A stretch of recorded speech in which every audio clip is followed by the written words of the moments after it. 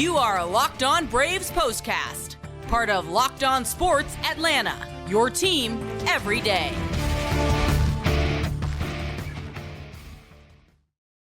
And hello and welcome into the Braves postcast, part of the Locked On Podcast Network, your team every day. Grant McAuley, Jake Mastroianni with you after what was kind of a return to form for the Atlanta Braves, a 4-2 victory in their return home for a brief two-game homestand, if you want to call it that. We'll call it maybe a little bit more of a glorified sleepover for the Braves. They're hosting the Boston Red Sox, and they picked up a 4-2 win over that Red Sox team on Tuesday night. The off day maybe is nice. The off day they'll have after the series is nice, but I think just getting on back to home and maybe just getting off the road, and after how the road trip went, I can't say that the Braves probably weren't excited to be back in familiar surroundings, and they certainly used it to their advantage in a 4-2 victory. We got a lot to get into on this edition of the show. We'll talk about some timely offense, Reynaldo Lopez, good work by the bullpen, and of course, we'll get you ready for game 2 of this brief 2-game series as we continue as well. Make sure you hit that thumbs up button, subscribe to Locked On Sports Atlanta right here on YouTube, subscribe to Locked On Braves wherever you get your podcasts, and today's episode is brought to you by Monopoly Go. There's always something fun to discover in Monopoly Go, so get off the bench and download it now for free on the Google Play or App Store today. So, Jake, as you look at what the Braves were able to do, getting back in the win column, number one, as they came back home, I feel like they just did a little bit of everything, and it all added up to a win. Yeah, I mean, and I was really encouraged by this game. Look, it's not the blowout performance that we're used to seeing, but we've talked about it. It's a very good pitching team in the Red Sox, and I thought the Braves had a lot of great at-bats in this one. They applied some pressure, and in the end, we were able to get the big hit this time. Yeah, and I think that's what you were talking about when we did the postcast on Sunday, was that you just needed to see them start to find a way to have just some more competitive at-bats. I mean, it's not as easier said than done, but I did feel like we saw a little bit of that up and down the order, and we had different guys at different times coming through in important ways, both at the plate and in the field and on the mound. Just a little bit of everything that made you feel like, hey, this Braves team's probably going to win a few more baseball games before this season is over. Again, not the most powerful showing for this club, but timely hits, a 2-run 8th inning that broke a 2-2 tie. How about Marcell Ozuna again with the go-ahead hit, his 34th RBI of the year? Orlando Arcia drove in another. And with that, Jake, the Braves broke a 2-2 tie that for a minute you kind of wondered if it was going to go south for Atlanta in the middle innings when the Red Sox mounted a threat and started to have a little bit of luck on their side. Yeah, the Braves certainly did in this one. And a big spot there in the 8th inning, obviously, Ozuna, what he's done all year long. But for me, it was two at-bats earlier in that, and the Riley hit that he had after the Albies walk. Albies walked twice in a game. I'd have to look up how many times that actually has happened. But he was able to get on base. And then I love the fact that Riley just shot one the other way. Wasn't looking to do too much. I've seen too many swings in this stretch where you saw from Matt Olson in this one, trying to get it all done with one swing, trying to get that 3-run home run to get back on track. And I love that you didn't see that from Riley in that moment. He just took what the pitcher gave him, shot it the other way, put a couple of runners on, and then Ozuna, it wasn't the hardest hit ball that he's had. Braves have had some harder hit balls in this game, but hit it in the right spot, hit up the middle. It feels like every ground ball the Braves have had here over this stretch has gone right to somebody, and this one was able to find a hole and get up the middle to give the Braves a lead there, and then great base running by Austin Riley, going first at third. The Braves have been in a lot of close games here lately. You have to look at those little things in order to win some of these games, and that was a big moment there for the Braves because it ended up leading to another run. Yeah, by going first to third, Austin Riley was able to score on what looked like some miscommunication of sorts at the second base bag. Sure, the Red Sox got it out, but could they have gotten a double play? We'll never know, and they'll never know because both infielders arrived at the bag and seemed to have no idea who was going to try to turn it. And Austin Riley was able to score that insurance run. And that makes you breathe a little bit easier, Jake, because as we know, for the Braves lately, runs have been hard to come by. So while a 3-2 lead is nice, a 4-2 lead is that much better. And like you said, little things that went into that one. I don't want to bury the lead on how the Braves scored in this game and how they got their scoring started. Yes, that 8th inning was very important, but the other 2 runs, they came on one swing of the bat by Jarred Kelenic. First home run in a Braves uniform. I think he'd been waiting on that one for more than a minute, Jake.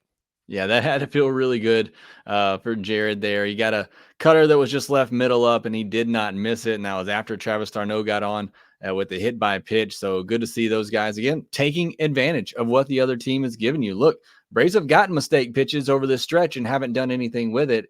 And here was the spot where Jarred Kelenic didn't miss it and get that first home run in the Braves uniform. Like I said, it's got to feel really good. Got another hit in this game as well. I thought I saw some good swings on the road trip as well. One in particular, I know in that Dodgers series that he shot the other way, really hard hit ball, but again, right at somebody. So some good swings for Kelenic, and it can't be easy for him to play 2 games, get a day off, have an off day, and have all this time in between and still try to stay prepared as best he can, try to stay fresh, and then to be able to come up and deliver like this, I'm sure it feels good for him.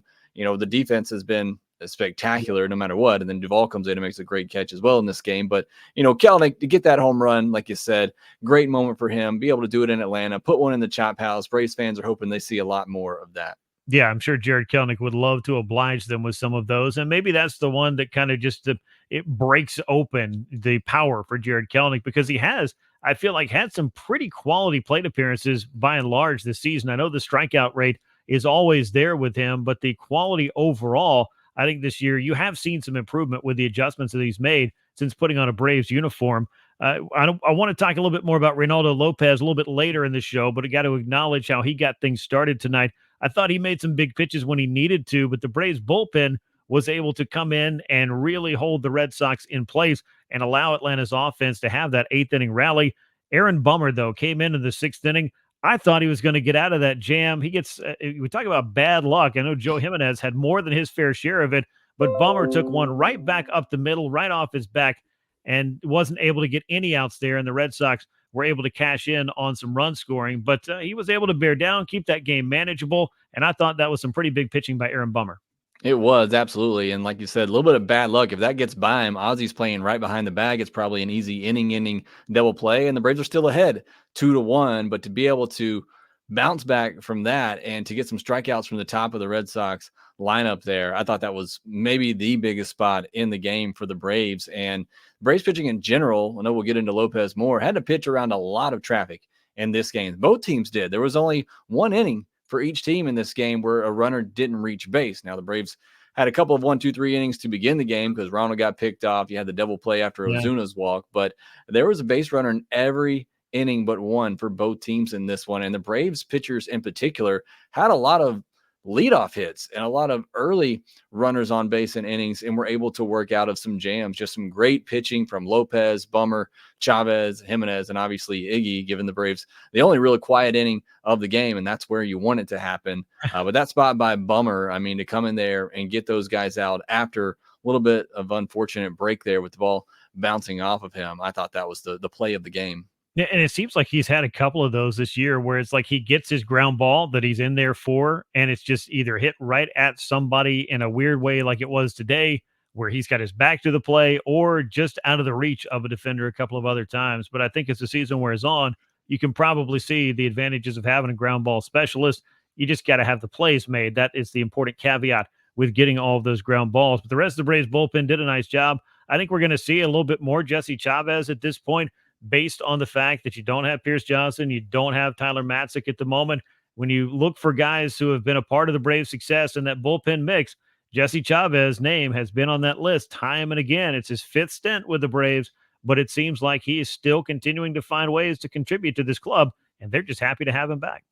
Yeah, I mean, I don't know what else to say about Jesse Chavez. Just the work that he does in Atlanta Braves uniform, it is spectacular. And he gives up a leadoff double in his inning, and then comes back, gets a couple flyouts, gets out of a jam there himself. But he just gets it done. Like I didn't think he was going to be the first name up to kind of replace Pierce Johnson in that 7th inning role, but I think maybe in a tie game you go to him. I don't know if they would have if the Braves were leading there, but either way, I mean, Jesse Chavez just continues to get it done, but the bullpen is a little short-handed right now, so you're going to have to lean on him a little bit more. Dylan Lee, who's had a good season as well. Some of those guys are going to have to step up in some of these mid-inning roles. Yeah, we'll talk a little bit more about the Braves bullpen later on with the news, of course, that Tyler Matzik landed on the injured list, but we got a lot more to talk about from Tuesday's game with the Braves picking up that 4-2 win over the Boston Red Sox in the first of a quick 2-game set.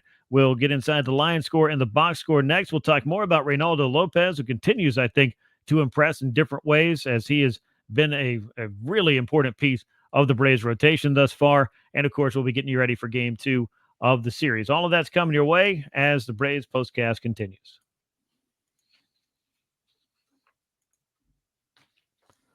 If you're struggling to close deals and business-to-business selling is tougher than ever, that's why I want to tell you about LinkedIn Sales Navigator.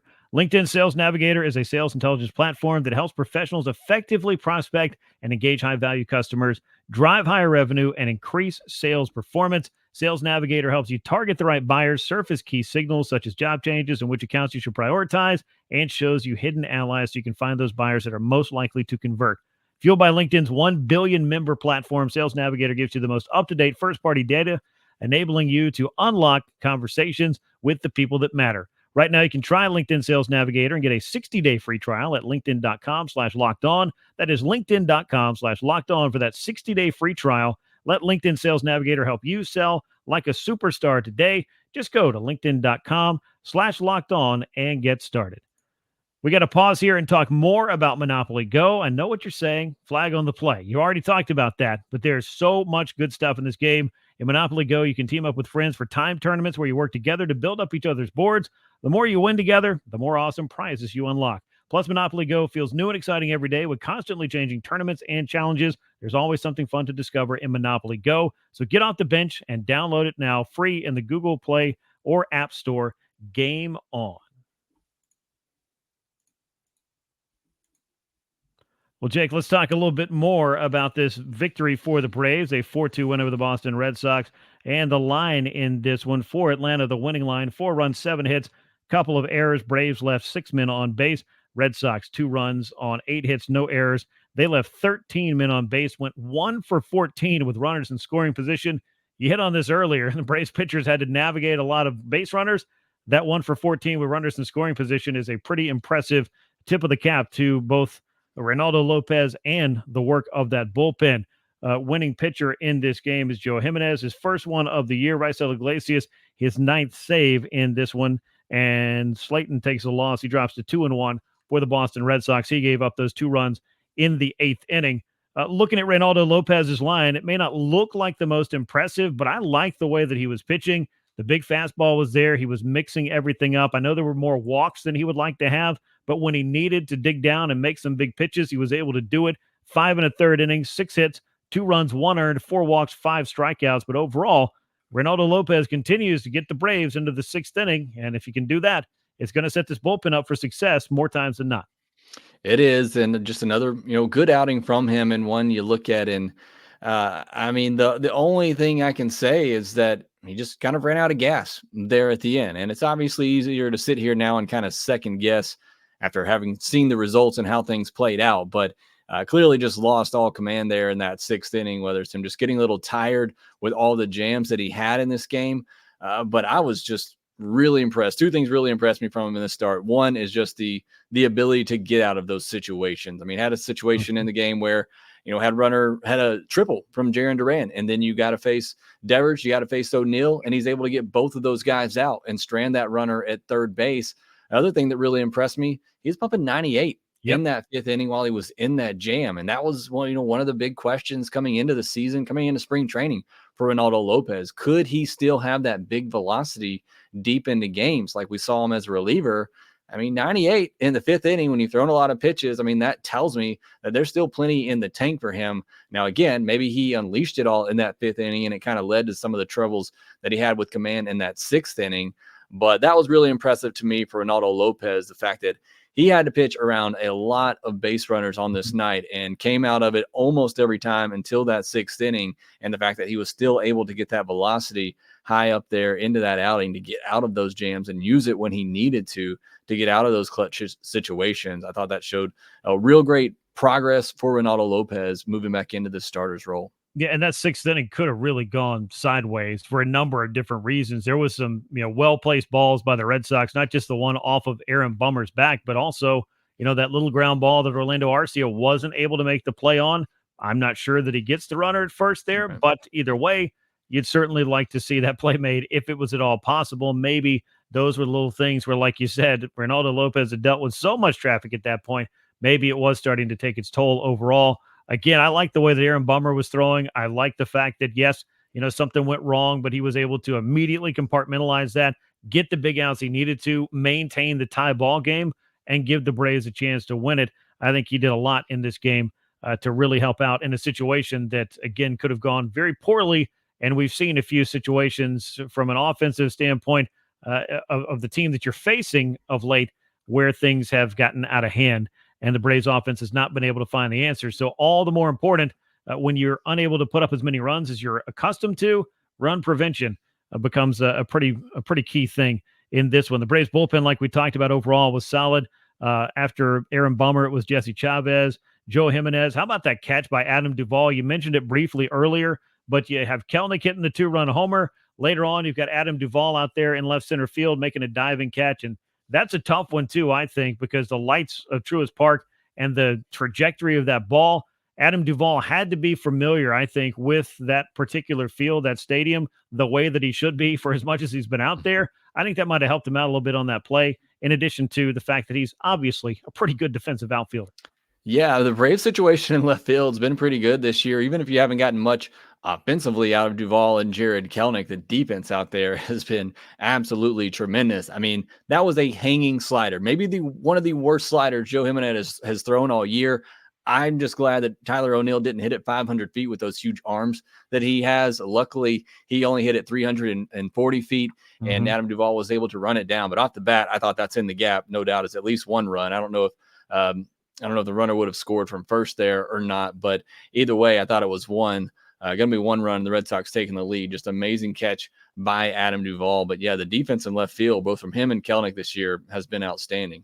Yeah, game-saving play, we'll put it that way. It was able to preserve that tie, and the Braves, of course, went ahead in the bottom half of the 8th inning. Raisel Iglesias, a nice, tidy 9th inning to lock down the save.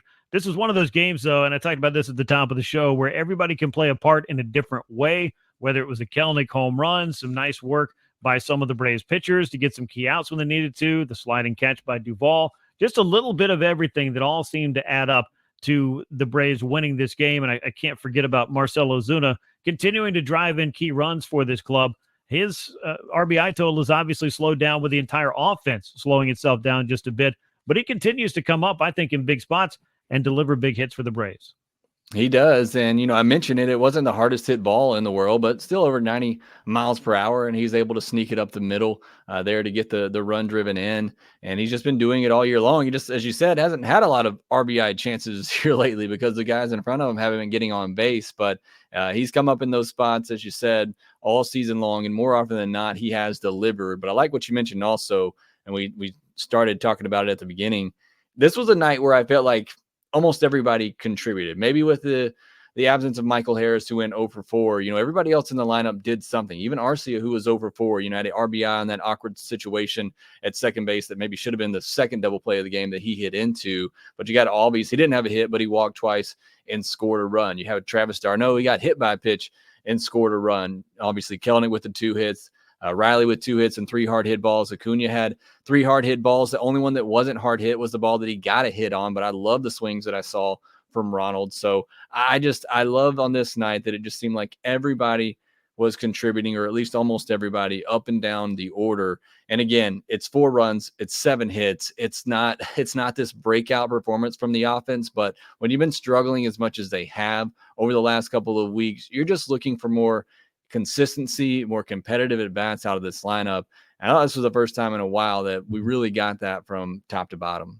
I mean, big hits and big moments, you'll take those. I mean, what quality over quantity? I guess you could kind of call it a little bit of that as well. And the Braves had that on this night in their 4-2 win over the Boston Red Sox. When we continue, we will get you set up for game 2 of this series. Braves and Red Sox will wrap that one up. Atlanta will have an off day, then right back out on the road to face a New York Mets team that's going to look a little bit different than the last time we saw them, but we'll discuss that a little bit later this weekend.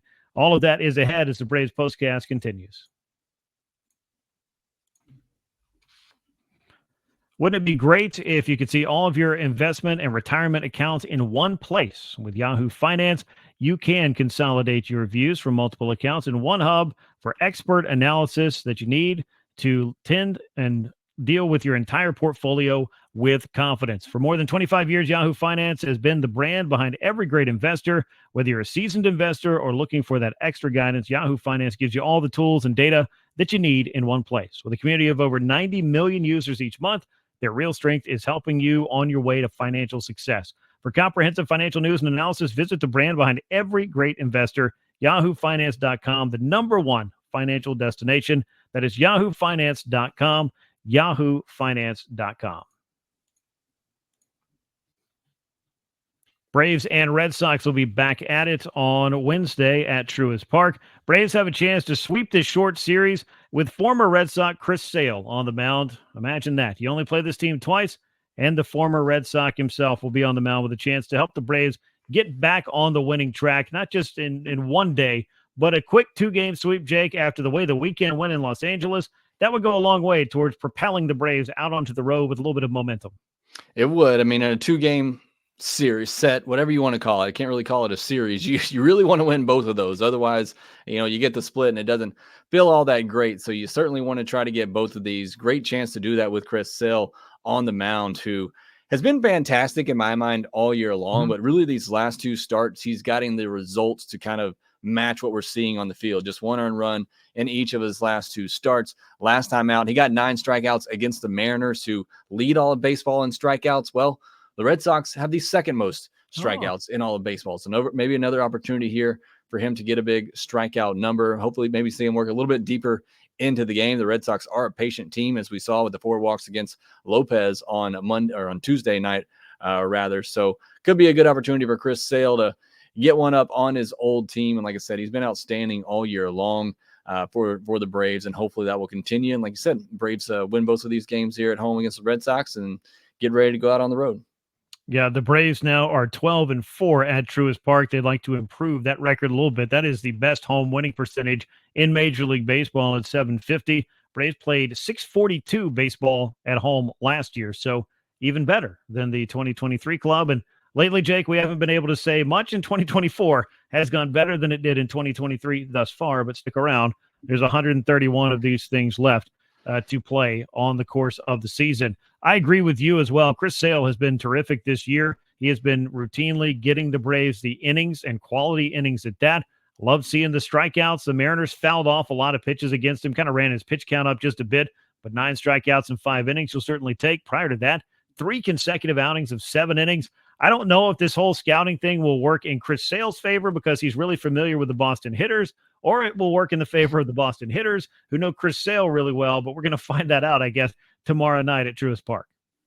Yeah, I can't wait to see the matchup there. Like I said, Red Sox strike out a lot, but they're also very patient. But one thing we've seen about Chris Sale, one thing that's really been true over his career, doesn't walk a lot of batters. He's going to throw a lot of strikes. He's going to force you to swing the bat. So hopefully that continues to be the case against this Red Sox lineup, and he can kind of carve them up. And like I said, maybe go a little bit deeper in the game this time. I'd love to see him go 6-7 innings, especially, with the bullpen down an arm right now. But, you had the off day on Monday, you got the off day again on Thursday. So all arms should be fresh and ready to go. Didn't have to use Mentor on this night either. But would still love to see Chris Sale go deep into this game, keep that pitch count low and rack up some strikeouts. And we'll see what this Braves offense can do. I mean, that's still the key thing that I'm watching right now. Looks like they could be going against Nick Pivetta, who's coming off the injured list, hasn't pitched in a big league game since April the 3rd. So perhaps a chance for the Braves to knock him out early and kind of get into that Red Sox bullpen if they can.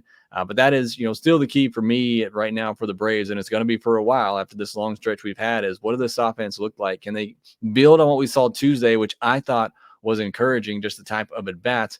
Can they get Chris Sale some run support? And like I said, hopefully he'll be able to work deep in the game and get a win against his old team. Yeah, and I think we saw some good signs from Austin Riley over the course of the weekend and carrying it over into this game. Ronald Acuna Jr. seemed to look like maybe he was figuring a few things out over the course of the weekend as well. Maybe that will start to catapult him back towards feeling a lot more like the reigning National League MVP.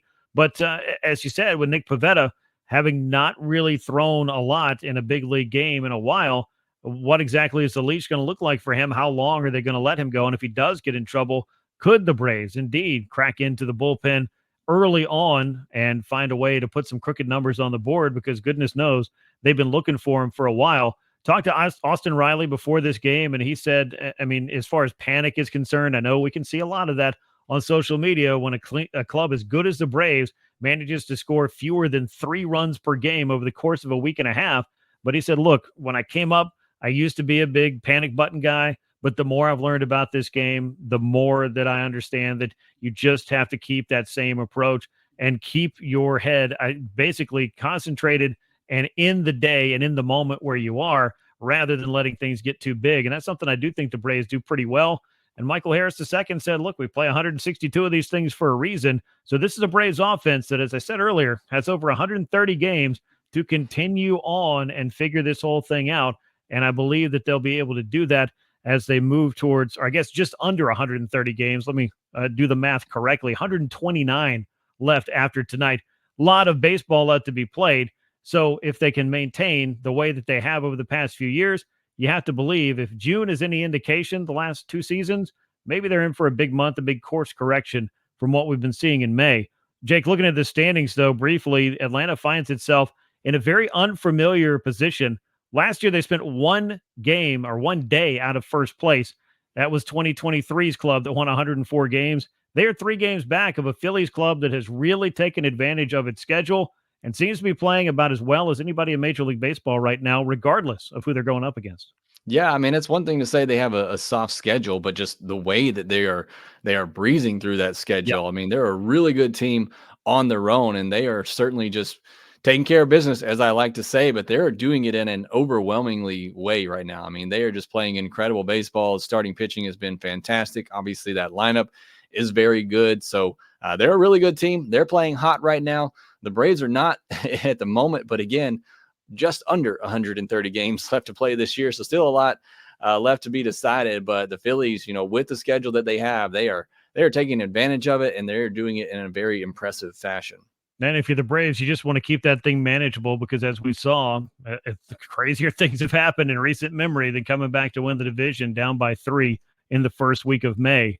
Speaking of things the Braves are also having to deal with, a couple of pitchers that have landed on the injured list. We talked about Pierce Johnson over the weekend. Now it's Tyler Matzik, who was placed on the IL by the Braves prior to the series opener against the Red Sox. Inflammation in the elbow. Brian Snitker said before the game, we just want to quiet that all down. Something a lot of Tommy John recoveries. You're going to deal with this at some point.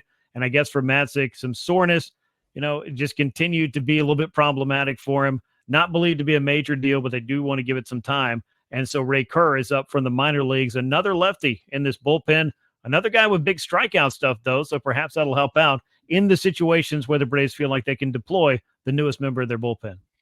Yeah, interested to see what he can do. I know he's put up some good numbers, some good strikeout numbers, another left-hander. But as far as Tyler Matzik goes, I mean, the hope coming into the season was we knew he'd be rusty, obviously, to start. And I think the hope for everybody was that maybe by the second half, he's somewhat back to the Tyler Matzik that we are used to seeing. It's obviously been a rough stretch for him.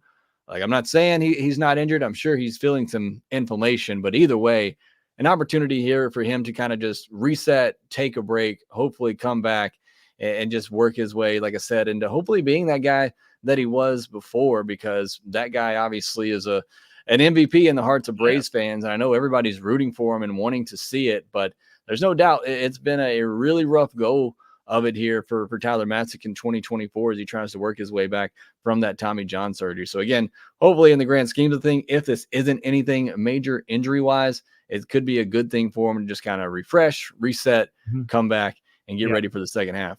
No, I mean, that's exactly right. And I don't think they'll necessarily be out until the second half or anything like that, but it's just going to take time. It was going to take reps as well for him to get back into feeling comfortable on the mound again. And then as you start to get a little bit of usage, how are you going to feel? Because as a lot of players have said, there's a difference between being sore and being hurt, or being sore and being injured. And whatever the case with the semantics is, I think that the line here is making sure that soreness doesn't linger so long that you change something and perhaps injure yourself. The Braves certainly don't want to see that and have Tyler Matzik or any pitcher having to deal with that either.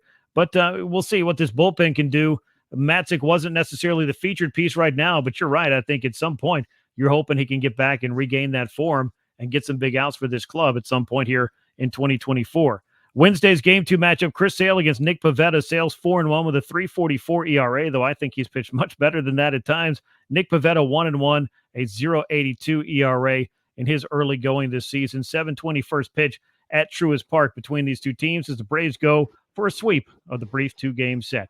That's going to bring us to the end of this edition of the Braves Postcast. As always, we appreciate you riding along with us. Make sure you subscribe to Locked On Sports Atlanta on YouTube. Leave us those likes and comments. Share the show with a friend and subscribe to Locked On Braves wherever you get your podcasts. Once again, the Braves with a 4-2 win over the Boston Red Sox on Tuesday. Go for the sweep on Wednesday. For Jake Mastroianni, I'm Grant McAuley. We will catch you tomorrow. And until then, so long, everyone.